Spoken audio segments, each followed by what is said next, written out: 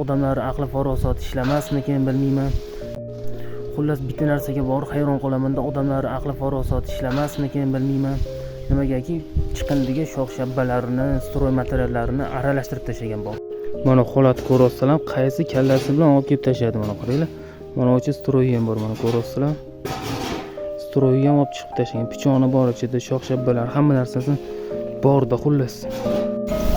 Mana holat ko'rasizlarmi? Keraklari shox-shabbalar bo'lyapti. Hamma yo'q. Bu shox-shabbaga yoki shipirga mo'ljallanmagan-ku, bu chiqindiga mo'ljallangan. Chiqindixonaga olib kelib tashlayotganini qaranglar. Lekin ko'rasizlarmi? Ichida ham surmas bu dashi. Stroy va bir ballar bu shox-shabba mana ko'rasizlar, teragi shoxlari. Ichidagi ham ana paner balobatlar bo'lgan.